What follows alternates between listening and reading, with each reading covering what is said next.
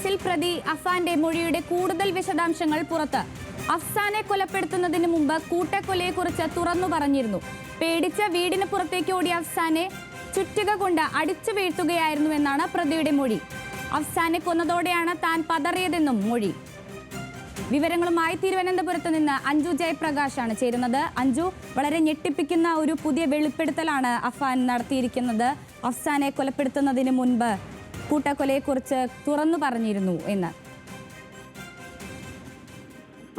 വനിത, അതായത് ഈ കൊലകൾക്ക് ശേഷം കുറ്റബോധം തോന്നിയത് ഈ സഹോദരനെ കൊലപ്പെടുത്തുമ്പോഴാണ് എന്നതിന്റെ ഒരു മൊഴിയാണ് പോലീസിന് ഇപ്പോൾ പ്രതി നൽകിയിരിക്കുന്നത്. അതായത് മറ്റ് കൊലകളൊന്നും ചെയ്യുമ്പോൾ പ്രതിക്ക് യാതൊരുവിധ കുറ്റബോധവും പ്രശ്നങ്ങളും ഉണ്ടായിരുന്നില്ല. പക്ഷെ അതിനുശേഷം മദ്യപിച്ചതിന് ശേഷമാണ് ഈ അഫ്സാനെയും സഹോദരനെയും ഒപ്പം തന്നെ പെൺ സുഹൃത്തിനെയും ഈ പ്രതി കൊലപ്പെടുത്തുന്നത്. അപ്പോൾ ആ കാര്യമാണ് ഇപ്പോൾ വ്യക്തമാക്കിയത്. പതറിയത് അഫ്സാനെ കൊന്നയാണ് എന്ന് പ്രതി പോലീസിനോട് തുറന്നു പറഞ്ഞു. ഒപ്പം തന്നെ ഈ കൊലപ്പെടുത്തുന്നതിന് മുമ്പ് ഈ കൂട്ടക്കൊലയെ കുറിച്ച് ഈ കുഞ്ഞിനോടും വ്യക്തമാക്കിയിട്ടുണ്ടായിരുന്നു. ആ ഘട്ടത്തിൽ പേടിച്ച് വിറച്ച് വീടിന് പുറത്തേക്ക് ഓടാൻ ശ്രമിച്ചപ്പോഴാണ് ചുറ്റിക കൊണ്ട് തലക്കടിച്ച് കൊലപ്പെടുത്തിയതെന്നാണ് പോലീസിനോട് പ്രതി മൊഴിയായിട്ട് നൽകിയിരിക്കുന്നത്. അതായത് പെൺ സുഹൃത്തിനോട് തുറന്നു പറഞ്ഞതുപോലെ ഈ കൂട്ടക്കൊലയെ കുറിച്ചുള്ള വിവരങ്ങൾ തുറന്ന് ഈ സഹോദരനോടും തുറന്നു പറഞ്ഞിട്ടുണ്ടായിരുന്നു.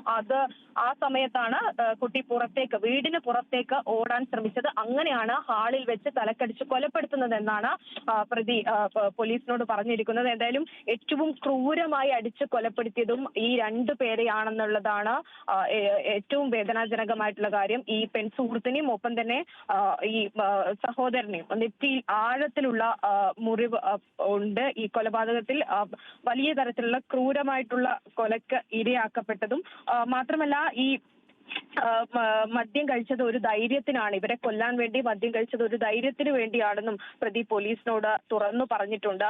എന്തായാലും നിലവിൽ ഇപ്പോൾ പോലീസ് ഈ സാമ്പത്തിക ബാധ്യത എന്ന കാരണത്തിൽ തന്നെ അന്വേഷണം മുന്നോട്ടേക്ക് കൊണ്ടുപോകുകയാണ്. ഈ അമ്മ ഷെമിയുടെ ഇടപാടും ഈ അഫ്സാന്റെ ആഡംബര ജീവിതമൊക്കെയാണ് ഈ സാമ്പത്തിക കടബാധ്യതയ്ക്ക് പിന്നിലെ പ്രധാനപ്പെട്ട കാരണമെന്നാണ് നിലവിൽ പോലീസിന്റെ പ്രാഥമികമായിട്ടുള്ള നിഗമനം. ശരി, അഞ്ജു ജയപ്രകാശാണ് വിശദാംശങ്ങൾ നൽകിയത്.